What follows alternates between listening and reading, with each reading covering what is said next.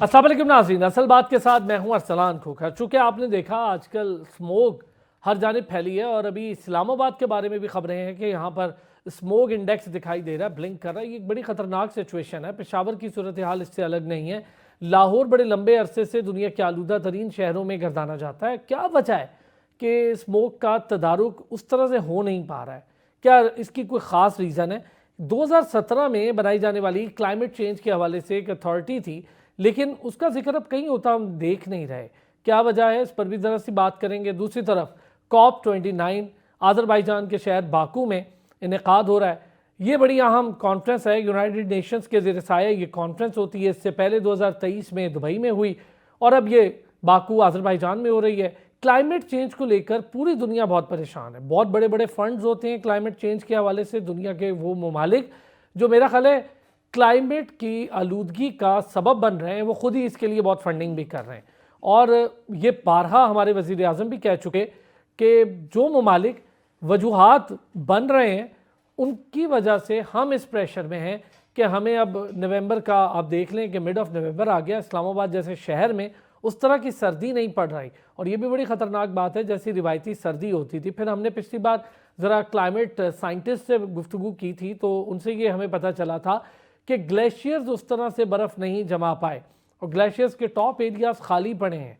तो जब पानी की कमी होगी तो क्या होगा क्लाइमेट चेंज से, ज़मीन पर इसके क्या असरात होते हैं। ज़ेर ज़मीन हम देखते हैं कि जो फैक्ट्रियों का फुजला या धुआं है उसको डालने की एक अलग से प्रोसेस शुरू हुआ था, उससे क्या ख़तरनाक असरात मुरतब होते हैं। फिर स्मोक का तदारुक कैसे होगा, क्या इसका हल है? लाहौर में स्मोक के लिए क्या कुछ किया जा सकता है? वायरल इन्फेक्शंस बड़े नए नए तरीके से आ रहे हैं। लोगों का आम फहम ख्याल है कि क्या ये कोई कोरोना का नया वेरिएंट है जिससे सब लोग बीमार हैं। डेंगू के केसेस बहुत तेज़ी से सर उठा रहे हैं। फिर इत्तलात ये हैं कि शायद जो डेंगू स्प्रे है उसकी वाफिर तादाद में हमारे पास मौजूदगी नहीं है जैसे इससे पहले हुआ करती थी। ऐसा क्यों है, क्या ख़बरें हैं, क्या हकीकत है? फिर वजारत सेहत और अहकामात हुकूमती कि कोई नई भर्तियाँ नहीं की जाएंगी, क्यों पिम्स में नई भर्तियाँ हो रही हैं, किसने किसके अहकामात को रद्दी की टोकरी में डाला, इस पर भी बात करेंगे। और ये जो टेस्टिंग सिस्टम का एक सिलसिला है, क्या ये कोई काबिल अमल सिलसिला है, क्या ये एलिजिबल सिलसिला है, क्या इस पर हुकूमत की तरफ से आशीर्वाद है, क्या हुकूमत को पता है कि पिम्स के अंदर इस तरह की भर्तियाँ हो रही हैं और क्यों हो रही हैं, लाइंस लगी हुई हैं। ये भर्तियाँ आप अभी हमारे टेलीविज़न चैनल पर देख भी लेंगे, कुछ डॉक्यूमेंट्स भी शेयर किए हैं। ये डॉक्यूमेंट्स जहाँ से आए हैं इस पर भी बात करेंगे। सच टेलीविज़न की कवर करती हैं हमारी रिपोर्टर हैं सोफ़ी यूसुफजई इन सारे मामलों को कवर करती हैं। हेल्थ बीट को बड़ा शानदार कवर करती हैं, स्मोक से लेके डेंगू और ये भर्तियाँ, इसको लेकर बात करेंगे। सोफ़ी अस्सलाम वालेकुम, थैंक यू आपने हमें ज्वाइन किया। और साथ ही साथ वासिफ नकवी साहब हेल्थ रिलेटेड, क्लाइमेट चेंज, इन सारे मामलों पर रिसर्चर के तौर पर काम भी कर रहे हैं। और मैं अगर कहूँ कि क्लाइमेट साइंटिस्ट के तौर पर काम कर रहे हैं तो ये भी गलत नहीं होगा, क्योंकि माहिर जो मौसमियाती तब्दीली हैं वो भी हैं। वो बहुत शुक्रिया वासिफ साहब, आपने भी हमारे लिए वक्त निकाला। तो सोफ़ी साहिबा, इससे पहले कि मैं ज़रा वासिफ साहब से बड़ी डिटेल डिस्कशन करूँ, पहले हमें ये भर्तियों के बारे में बताएं, ये क्या मामला चल रहा है और अगर इस पर पाबंदी थी तो कैसे हो रही है ये भर्ती? बिल्कुल जी, वजारत सेहत और इस्टेब्लिशमेंट के जो अहकामात है उसको रद्दी की टोकरी में जो है डाल दिया गया। जैसे कि आपको मालूम है कि बाकायदा से जो खिलाफ वर्जी है पिम्स की भर्तियों के हवाले से वो खुलेआम सरेआम की जा रही है। आपको ये बताती चलूँ कि वजारत सेहत ने किसी भी जो आप कह लें सरकारी जो भर्तियाँ हैं, किसी भी वजारत डिवीज़न में जो है ना भर्तियाँ हैं उसकी भी पाबंदी, बिल्कुल जी, उस पर पाबंदी लगा रखी थी। उन्होंने कहा था कि किसी किस्म की जो है ना भर्तियाँ नहीं होगी, लेकिन वो खुलेआम इसकी जो है ना खिलाफ वर्जी हो रही है। HSA को बाकायदा जो है टेस्टिंग एजेंसी बनाकर पेश किया, को टेस्टिंग एजेंसी जी बिल्कुल। अच्छा। और आपको ये बताती चलूँ कि पिम्स में ये भर्तियाँ हो रही हैं और बाकायदा इसके बाहर रश लगा हुआ है। तकरीबन आपको ये भी बताऊँ कि जो पिम्स में जो ग्रेड 16 तक की भर्तियों के जो इम्तहानात हैं वो तहरीरी तौर पर जारी किए गए हैं। और साथ ही साथ बाकायदा से इस हवाले से जब हमने जो वाइस चांसलर है डॉक्टर शहजाद, उनसे रब्ता रब्ता करने की कोशिश की तो वो अपना इस हवाले से किसी किस्म का मौक़िफ़ देने के लिए सामने नहीं आ रहे और उन्होंने अपना मौक़िफ़ देने से इनकार कर दिया, बल्कि जब उनके पास कैमरा लेकर गए तो तब भी जो है ना वहाँ पे मुलाकात के लिए उन्होंने इनकार कर दिया और कह दिया कि जी वाइस चांसलर साहब तो जो है वो बैठे ही हुए ही नहीं हैं। तो ये मामलात हैं आपके सामने सारे जी, और लाइंस लगी हुई है वहाँ पे, बिल्कुल लोगों लाइन की, लगी लोग हुई आ हैं। रहे और हैं। आपको मैं अच्छा, मजे ये की बात HSA ये क्या है बताऊं, ये भी आपको बताऊं मैं। ये हमारे यहाँ हेल्थ सर्विस एकेडमी है इस्लामाबाद में, NIH में, और उसके वाइस चांसलर का ये जिक्र हो रहा है। उनसे ये बात करने की सोफ़ी ने भी कोशिश की, लेकिन उन्होंने अपना मौक़िफ़ देने से भी इनकार किया। सोफ़ी कुछ कह रही थी, फिर मैं जरा आगे जी बिल्कुल, मैं आपको ये बताती चलूँ कि पिम्स में जो HSA जो है 500 रुपये फ़ी भर्ती की मद में जो है ना वो इम्तहानात के किस्म की आप कह लें कि वो फ़ीस भी उनसे चार्ज कर रहे हैं। तो आप मुझे ये बताएं कि अगर 1000 बंदा फ़ी वहाँ पे खड़ा होता है तो इसका मतलब है वो 1 लाख वसूल कर रहे हैं, और अगर 2000 बंदा है तो आपको मालूम है कि वो लाखों में, लाखों के हिसाब में तादाद उसकी चली जाती है। तो ये सारी मामलात हैं, ये आपके सामने हैं। और जो हमारी मतलब वजारत सेहत है वो भी इस पे खामोशी इख्तियार की हुए है, हमारे जो आला ओहदेदारान है वो भी इस पे चुप है, आपने साधे कोशिश हुए की क्यों? वजारत सेहत से भी बात करने की? बिल्कुल जी, अभी तक तो जो है ना उन्होंने इस चीज़ पे कोई राब्ता करने की, जब हमने उनसे कोशिश की, कोई उन्होंने अपना मौक़िफ़ देने के लिए जो है ना सामने नहीं आए और खामोशी इख्तियार की गई है। आपको जैसे कि मालूम है, अगर उनसे राब्ता हो भी जाएगा तो उन्होंने यही कहना है कि जी हम इस मामले को देख रहे हैं, इस पर हम कमेटी बैठाएंगे, इसकी इंक्वायरी होगी, और ये इन चीज़ों में कह के ये जो है ना सारे अहकामात और जो बातें आपको मालूम है कि हवा की जो है ना दोष पे छोड़ दी सही जाती बात है और है। रद्दी की टोकरी में डाल दी जाते हैं अच्छा मामला। चलें, ये मामलात भी हो गए। अब हम आगे बढ़ेंगे और बात करेंगे इस वक्त मौसमियाती तब्दीली। बहुत बड़ा चैलेंज है दुनिया के लिए। COP29 हो रही है और दुनिया भर से वफूद वहाँ जा रहे हैं। पाकिस्तान भी उसका एक अहम हिस्सा है और शायद पाकिस्तान उसका हिस्सा भी है और मुतासर भी है। ये मौसमियाती तब्दीलियों से सबसे ज़्यादा मुतासर होने वाली मुल्क भी है। मैंने जैसा कि बताया कि क्लाइमेट साइंटिस्ट से हमारी बात हुई थी, प्रोग्राम में भी आपने देखा था, तो उन्होंने ये कहा था कि ग्लेशियर्स नहीं बन पा रहे हैं उस तरह से, तो ये बड़ा ख़तरनाक अमल है। वासिफ साहब, ज़रा क्लाइमेट चेंज पे थोड़ी सी बात करेंगे, फिर स्मोक पर भी आपसे मैं ज़रा डिटेल डिस्कशन करूँगा। इसका तदारुक क्यों नहीं हो रहा, क्या हो सकता है, और ये जो इंडेक्स हम कभी सुनते हैं लाहौर का, इस्लामाबाद का, पेशावर का, ये तो बढ़ता ही चला जा रहा है। पहले वासिफ साहब ज़रा बात कर रहे थे क्लाइमेट चेंज और COP29। जी, thank you very much Arsalan. COP29 होने जा रही है इस साल बाकू में। जैसे कि पिछले सालों में भी आपने देखी, ये कॉन्फ्रेंस होती है एनुअली और पूरी दुनिया से लोग शिरकत करते हैं इसमें, और क्लाइमेट चेंज इशूज़ के ऊपर इस पर बात की जाती है। पाकिस्तान भी इसमें शमूलियत इख्तियार करता रहा है और इस दफ़ा फिर शामिल होने जा रहा है। और जो रुमीना खुर्शीद आलम है, कोऑर्डिनेटर टू प्राइम मिनिस्टर, वो इस डेलीगेशन को लीड कर रही हैं। सिविल सोसाइटी ऑर्गेनाइजेशन से भी लोग जा रहे हैं और सबका यही मकसद है कि वहाँ पे जाके पाकिस्तान के हक में जाहिर है कि कुछ ना कुछ फंडिंग हासिल की जाए, बिकॉज पाकिस्तान पूरी दुनिया में 1% से कम कंट्रीब्यूट करता है पोल्यूशन के टर्म्स में, जबकि इफेक्टिव्स में सबसे आगे है हमारा नंबर। तो इस हवाले से ये है कि कॉन्फ्रेंस में जाहिर है कि प्लान इस तरह से किया गया है कि पाकिस्तान को क्लाइमेट फंड जो है और इसमें ज़ाहिर है कि डिवास्टेशन होती है, और 2022 का भी आपने फ्लड देखा होगा, उसमें तकरीबन 24 अरब रुपए का पाकिस्तान को डायरेक्टली लॉस हुआ, जिसमें ज़ाहिर है कि काफ़ी सारा इंफ्रास्ट्रक्चर जो है वो तबाह हो गया था। तो ये है कि उस हवाले से आवाज़ उठाई जाएगी और एक्सपेक्ट कर रहे हैं कि पाकिस्तान उसमें कुछ फंडिंग लाने में कामयाब सर, हो। 12 और 13 नवंबर की बात हो रही है कि बाकू में जो समिट होने जा रही है लीडर्स, उसमें वज़ीर आज़म भी शिरकत कर रहे हैं। फिर पाकिस्तान इस एक टर्म के बारे में भी हमें बताएं, इस पर बड़ा एडवोकेसी कर रहा है और हमारा हक भी है। ये जो क्लाइमेट जस्टिस के नाम से जिस पर बात हो रही है कि करे कोई और भरे हम, तो इस पर ज़रा सा थोड़ा डिटेल हमें बताइएगा। जैसे मैंने पहले जिक्र किया कि जो टोटल पॉपुलेशन है, अगर उसमें से पाकिस्तान का हिस्सा निकाला जाए तो वो दैट इज़ लेस देन 1%। 1% से कम पाकिस्तान जो है वो कंट्रीब्यूट करता है पूरी दुनिया की पोल्यूशन में। लेकिन जहाँ पे इफ़ेक्ट की बात आती है तो जाहिर है कि जैसे बाकी कंट्रीज़ के अंदर फ्लडिंग है, बाकी कंट्रीज़ में ड्राउट्स हैं, और जाहिर है कि इनकी वजह से कहत साली होती है, अगर सैलाब आ रहे हैं तो उनकी वजह से इंफ्रास्ट्रक्चर तबाह हो रहा है, सड़कें दोबारा से बन रही हैं, घरों को नुकसान है, जानी नुकसान है, माली नुकसान के साथ आपके मवेशी जो हैं वो काफ़ी सारे जो है मर जाते हैं। तो उस हवाले से क्लाइमेट जस्टिस की बात हो रही है।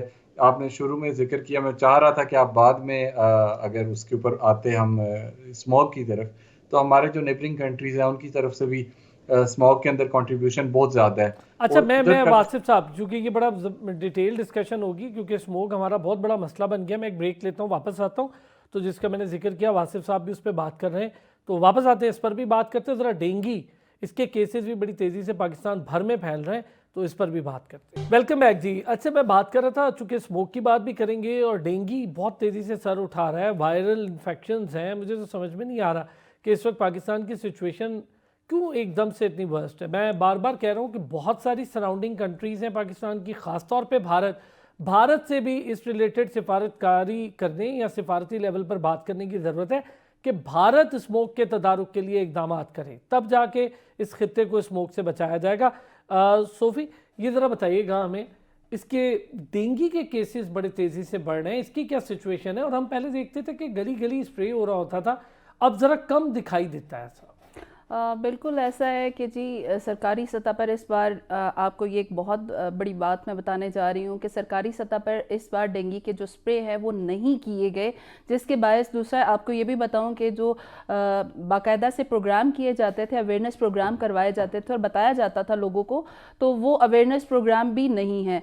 यहाँ तक कि हमारे घर में अगर किसी एक शख्स को डेंगू हो जाता है तो हमारे जो आम लोग हैं उनको ये भी नहीं मालूम कि इससे हम क्या एहतियाती तदबीर इख्तियार करके घर में जो दूसरे अफराद हैं हम उनको बचा सकते हैं, या क्या क्या चीज़ें इसमें हमें करनी चाहिए। क्योंकि जैसे कि आपको मालूम है, या शायद बहुत सारे ऐसे हमारे नाजरीन हैं जिनको ये चीज़ मालूम नहीं होगी कि डेंगू का जो एक मच्छर है वो किसी सेहतमंद शख्स को काटता है और कहीं बाहर से काट के उसको लेके आता है, तो वो घर में खुद को आइसोलेट नहीं करते, मतलब वो नेट में नहीं रह रहे होते, बाकायदा से मॉस्किटो रिपेलेंट्स का इस्तेमाल नहीं कर रहे होते, और एक ठीक ठाक मच्छर जो नॉर्मल मच्छर है वो अगर उस शख्स को काट के घर के किसी दूसरे फर्द को जाके काटता है तो वो मच्छर डेंगू शुदा होता है और वो आपको पता है वो वायरस दूसरे में डिलीवर कर देता है, और इस तरह जो तादाद है वो दिन ब दिन उसमें इजाफा हो रहा है। तो अच्छा, यहाँ ज़रा ये बड़ी ज़रूरी चीज़ होगी नाजरीन के लिए भी कि हमारे मुताबिक यहाँ आम फहम जो लोग हैं जिनको इसके बारे में इतनी ज़्यादा इन्फॉर्मेशन या नॉलेज ना हो,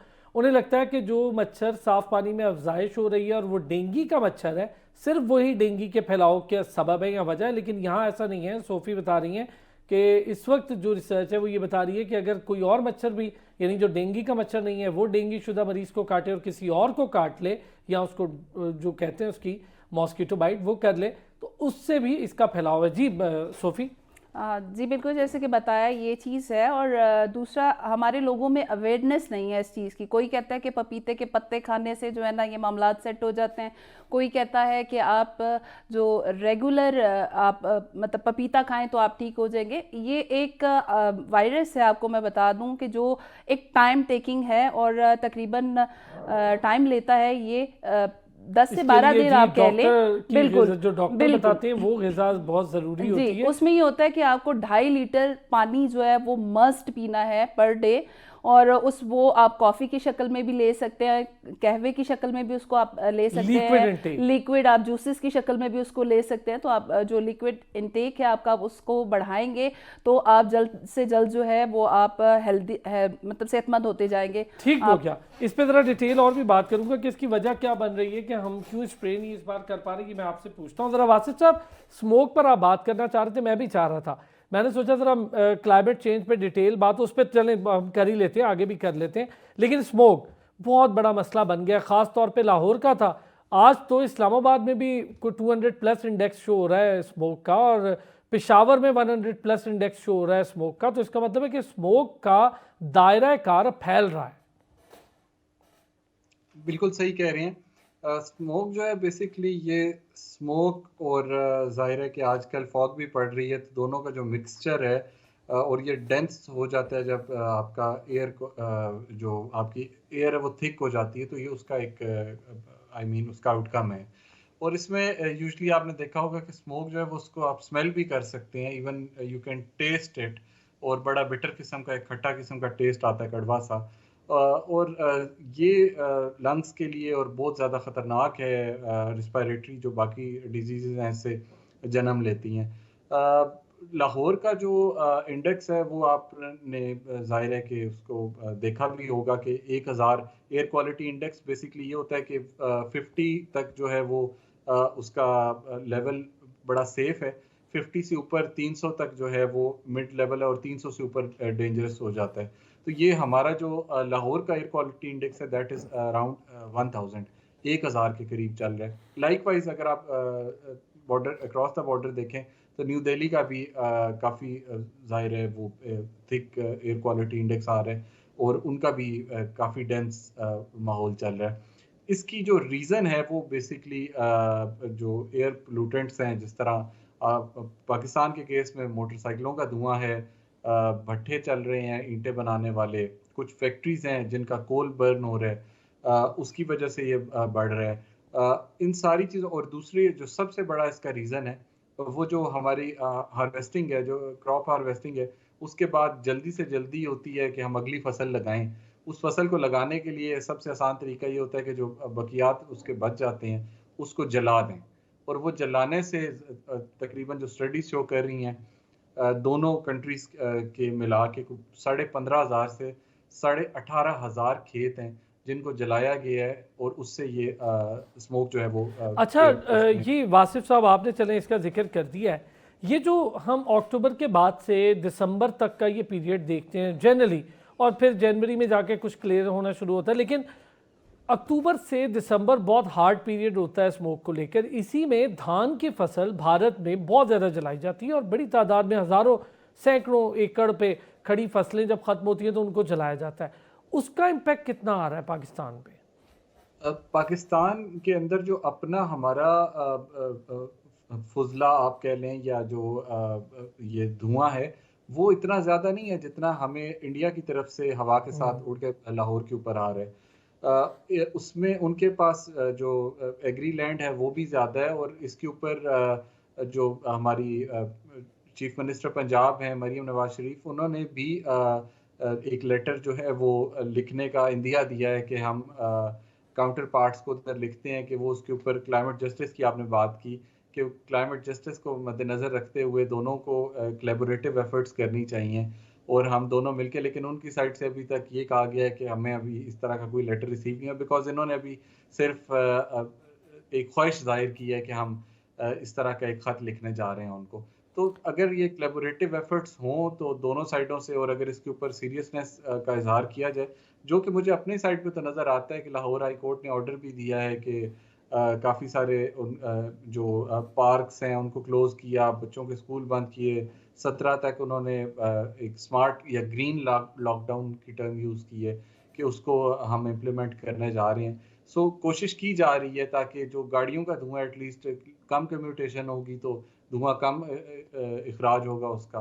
तो इस हवाले से पाकिस्तान सर ये जो गाड़ियाँ, मोटरसाइकिल या किसी भी शेप में व्हीकल्स हों, जितनी भी हों, चाहे वो मोटरसाइकिल हो, चाहे वो कार्स हों, चाहे वो ट्रॉलर्स हों या ट्रक्स हों, बसेस हों, इसके हवाले से एक जेन्युइनली ऑलरेडी कवानीन का हिस्सा है ट्रैफिक कवानीन में। फिर हमें मंथली जो इसके फिटनेस सर्टिफिकेट्स होते हैं वो लेने चाहिए जैसे बाहर होते हैं, लेकिन हमारे यहाँ फिटनेस सर्टिफिकेट को देखकर जो गाड़ियाँ धुआं दे रही हैं, या मैंने कभी नहीं देखा कि सड़कों पे कोई इसको चेकिंग कर रहा है। एक्साइज के लोग अपने टोकन चेक करते तो दिखाई देते हैं, लेकिन फिटनेस सर्टिफिकेट्स किसके पास हैं, गाड़ियों के किसके पास नहीं है, ये चेक करता मुझे कभी नहीं कोई नज़र आया। मैं एक छोटा सा ब्रेक लूँगा, ब्रेक से वापस आऊँगा, ज़रा इस पर भी बात करेंगे। फिर क्लाइमेट चेंज अथॉरिटी, इसके हवाले से जिक्र हुआ था क्लाइमेट एक्ट 2017 में, और उसमें इंस्टीट्यूशनली इसको जोर दिया गया था, लोगों के अंदर अवेयरनेस के, इसके इंस्टीट्यूशंस डेवलप किए जाएंगे, इसकी रोकथाम, स्मोक का तदारुक, और फिर जो फैक्ट्रियों का फुजला है, बहुत सारी चीज़ें थी। उस पर क्या काम हुआ, इस पर भी बात करते हैं ब्रेक के बाद। वेलकम बैक जी। अच्छा, इससे पहले कि मैं ज़रा क्लाइमेट चेंज पर बहुत ज़्यादा डिस्कशन करूँ, ये जो वायरल इफेक्ट्स हैं जिसका हम जिक्र कर रहे हैं वो भी इसी का हिस्सा है। मैम सोफ़ी, ज़रा हमें ये भी बताइएगा कि ये इस बार क्यों नहीं हो पा रहा, स्प्रे क्यों नहीं हमें दिख रहा, गली गली होता, क्या वजह है? क्या स्प्रे कम है, हम मौजूद नहीं, क्या वजह क्या है? बिल्कुल इस बार जो है सरकारी सतह पर जो है स्प्रे अवेलेबल नहीं है उस तरह से जैसे वाफर मिकदार में पहले पाया जाता था और गली गली कूचे मोहल्लों में जो है ये स्प्रे किया जाता था। इस बार वो स्प्रे नहीं है, यानी कि जिसके पास थोड़ी बहुत पहुंच है तो वो तो चले करवा लेगा अपने घरों में किसी ना किसी तरह शॉर्ट्स लड़ाने के बाद, लेकिन जो आम लोगों के लिए वो स्प्रे है ही नहीं। बस फिर उसमें यही है कि लोगों को जो बाकायदा से अवेयरनेस प्रोग्राम जो बाकायदा से इस चीज़ के लिए बनाए जाते थे और बताया जाता था लोगों को कि भाई आप ये अवेयरनेस, अगर आप देखें इस बार सरकारी सतह पर भी डेंगू के हवाले से उस तरह से जो एड्स वगैरह या आगाही मुहिम है वो नहीं आपको नज़र आ रहे और लोग इससे काफ़ी ज़्यादा मुतासर हो रहे हैं। आपको ये बताती चलूँ कि 67% जो मर्द हजरात हैं वो इससे अभी तक मुतासर हो चुके हैं और 33% जो है वो ख़वातीन को बताया जा रहा है कि वो डेंगू से मुतासर हैं।